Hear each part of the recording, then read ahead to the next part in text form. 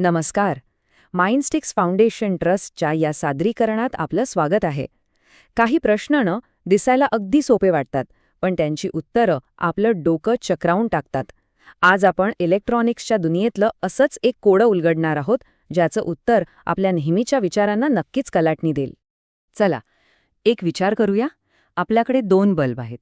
एक आहे 100 वॅटचा आणि दुसरा आहे 200 वॅटचा. आता या दोघांनाही आपण एकाच तारेत म्हणजे सिरीजमध्ये जोडलं आहे.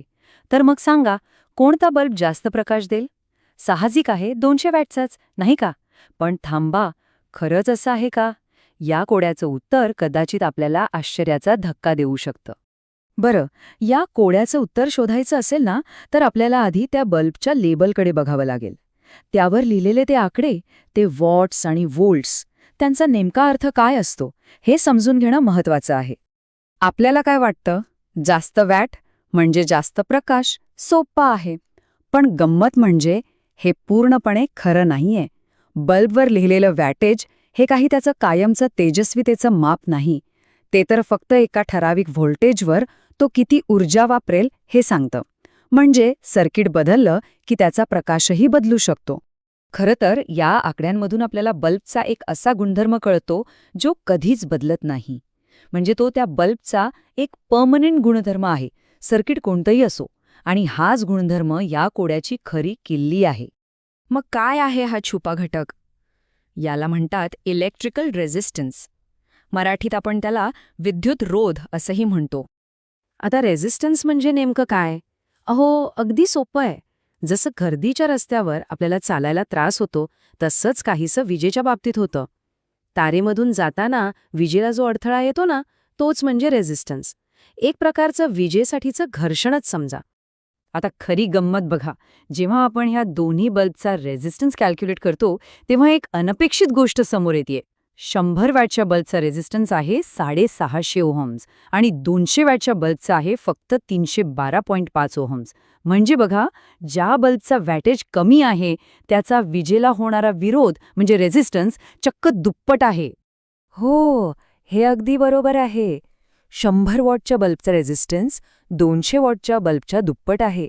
हे लक्षात ठेवा, कारण आपलं अर्धउत्तर इथेच मिळालं आहे. ठीक आहे, तर आपल्याला बल्बचा छुपा गुणधर्म कळला. पण आता आपल्याला त्या सर्किटबद्दलही समजून घ्यावं लागेल, ज्यात हे बल्ब जोडले आहेत. म्हणजे सिरीज कनेक्शनचे नियम काय आहेत ते पाहूया. हे बघा, आपलं सर्किट काहीसं असं दिसतंय. दोन्ही बल्ब एकामागोमाग एकाच लाईनमध्ये जोडलेले आहेत. यालाच आपण सिरीज कनेक्शन म्हणतो. सिरीज कनेक्शनचे 2 अगदी साधे नियम आहेत. पहिला नियम, करंट सारखाच राहतो. म्हणजे विजेला वाहण्यासाठी एकच रस्ता असल्यामुळे दोन्ही बल्ब्समधनं अगदी सारखाच करंट वाहतो. आणि दुसरा नियम, व्होल्टेज विभागला जातो. म्हणजे जो एकूण व्होल्टेज आहे तो या दोन्ही बल्ब्समध्ये वाटला जातो. तर आता आपल्याकडे सगळे तुकडे आहेत. आपल्याला बल्बचा रेझिस्टन्स माहीत आहे आणि सिरीज सर्किटचे नियमही माहीत आहेत. चला, आता हे सगळं एकत्र जोडून पाहूया की आपलं उत्तर काय येतंय. बघा, कोणत्याही बल्बचा प्रकाश कशावर अवलंबून असतो? तर तो त्या क्षणी किती पॉवर वापरतोय यावर. आणि ही पॉवर मोजण्यासाठी एक सूत्र आहे. पॉवर म्हणजे करंटचा वर्ग गुणिले रेझिस्टन्स, म्हणजेच P=I²R.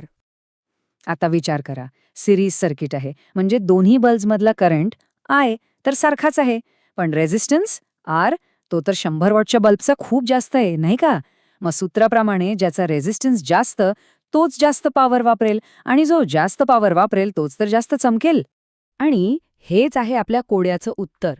सिरीज सर्किटमध्ये कमी वॅटेजचा म्हणजे 100 वॅटचा बल्ब जास्त तेजस्वीपणे चमकेल. सुरुवातीला जे वाटलं होतं त्याच्या अगदी उलट. तर मग या सगळ्यातून आपण काय शिकलो? हे फक्त एक कोडं नव्हतं, तर यामागे एक महत्त्वाचं वैज्ञानिक तत्व आहे. चला बघूया ते काय आहे. या संपूर्ण चर्चेतून 3 महत्त्वाचे मुद्दे लक्षात ठेवायला हवेत. 1. बल्बवर लिहिलेलं वॅटेज हे काही दगडावरची रेघ नाहीये. 2. ज्या बल्बचं वॅटेज कमी असतं त्याचा रेझिस्टन्स जास्त असतो. आणि 3. सिरीज सर्किटमध्ये खरा राजा रेझिस्टन्स असतो. ज्याचा रेझिस्टन्स जास्त तोच जास्त पॉवर खेचतो आणि जास्त प्रकाशमान होतो. बरं, हे तर झालं सिरीज कनेक्शनबद्दल. पण एक विचार करा, आपल्या घरातली वायरिंग ही पॅरलल कनेक्शनमध्ये असते. जर हेच दोन बल्ब आपण पॅरललमध्ये जोडले असते तर काय झालं असतं? कोणता बल्ब जास्त प्रकाशला असता? जरा विचार करा. ह्याचं उत्तर आज आपण जे काही शिकलो त्यातच लपलेलं आहे.